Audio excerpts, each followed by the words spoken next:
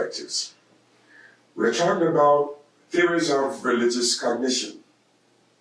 We're talking about what motivated us to move to God, who Satan is, what role does he really play in that relationship.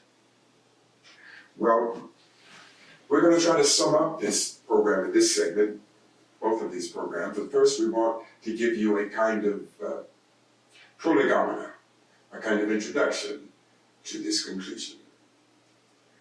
And that introduction would be: salvation does not mean that you no longer sin. I just think it's important for us to make sure we mention that, because too many churches have marketed Christianity incorrectly and inappropriately.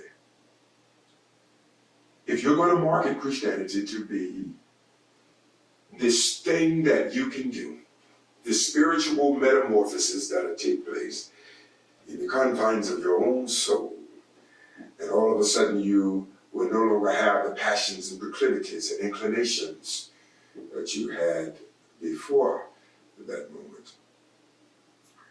Sadly mistaken. Salvation does not necessarily mean you are delivered. It means you are forgiven. That's something to think about. You're forgiven.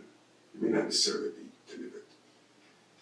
It may take a little time for you to be delivered, because the depth of that thorn that's in your flesh might be so deep that you won't be able to get it extracted immediately. There would be a kind of deciduous occurrence in your life. Yes, that will happen. But it does not necessarily mean that you're completely over it and you will never have to worry about it again. I think that is that's fallacious if we were to conceptualize that. That's the first thing. The second thing is, when we're talking about God and Satan and how does all of this play, I want you to know God is a God of love. And God has ways so exalted that none of us will ever figure him out. And while I am on that, I think it's important for those who may not share my religious background, if you're looking at this show, I want you to know I do not condemn your religious practice. I remember when I was in seminary, I got in trouble once because of a paper that I wrote. The paper that I wrote was a paper that had to do with religion. See, I felt that God did not give Christians everything there was to know about it. See, I respected Judaism, and I respected Islam, and I respect any of the rest of them. Confucianism, Buddha, whatever, the Baha'i faith. Because I believe that God was too massive, too gargantuan, too colossal for any one group to lay claim on all of him. When I considered the similarities in the tenets of these religious practices and ideas. All of them teach us to love. All of them are teaching us to do good to those that despitefully use us. Concepts are very similar. What I want us to remember as we're trying to process God and Satan, what role they play in our lives, how are we to interact with them? Let's pause for a moment and try to understand the plight of others. You see, most of us have a way of learning, and most people are really constructivists. They're constructivist models of knowledge acquisition that we generally employ in learning anything. And what is that constructivist model of knowledge acquisition? It is based on two premises. The first is observation. The second is exploration. We learn from what we see and then what we do. Through and by observing and exploring, we learn, develop new ideas about life and the like. Well, when people get to know God, how do they get to know Him? Well, they get to know Him through the same learning model, and that is they watch, they observe, and then they explore. And it is through that exploration that they try. They employ various things. They will try this or try the other. So I want everybody to hold it a minute and understand you're not going to get all of these things right about God out the gate. It takes time. Because you're going to observe religious activity. You're going to have to some way develop a kind of religious cognition yourself. Then you're going to have to start exploring, what does all of this mean to me as a person, as an individual? We all grow at different pace.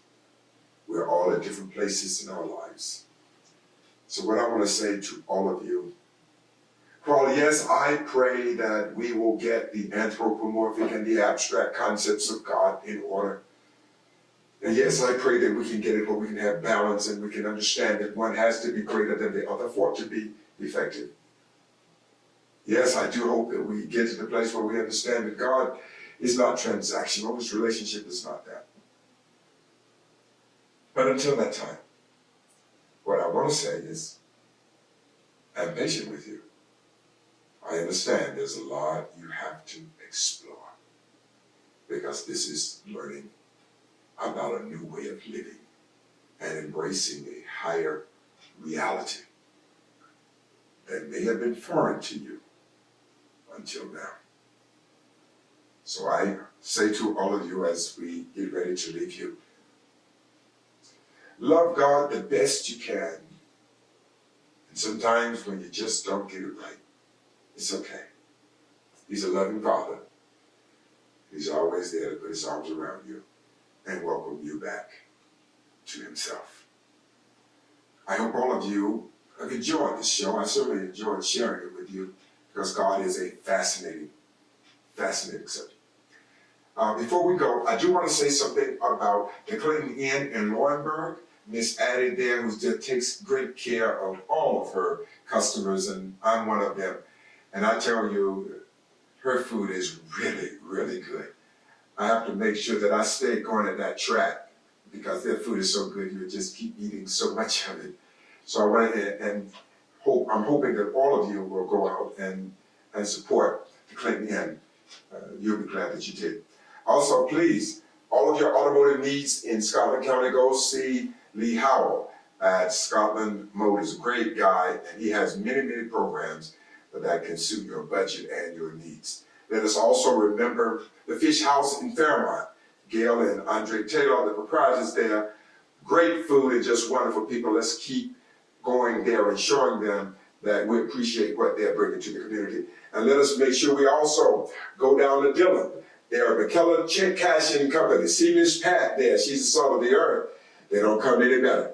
Make sure you go and support that cause as well. Lastly, if you're going north and you want some really good fish, go see Danny Hayes at the House of Fish in Aberdeen. My brother got it going on there, and I really, really enjoy each and every time I step foot in his place.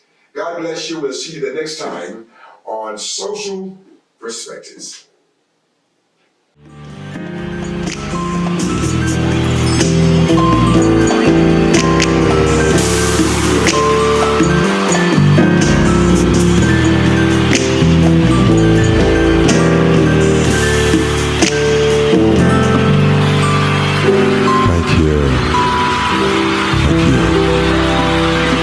Do something different now.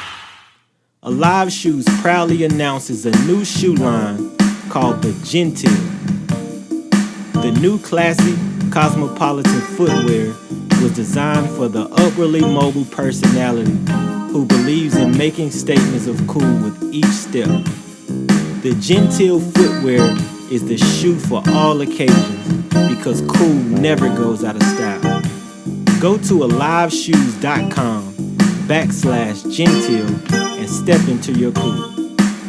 All proceeds are going to the Kingdom Building Ministry of Mill Branch Baptist Church in Fairmont, North Carolina.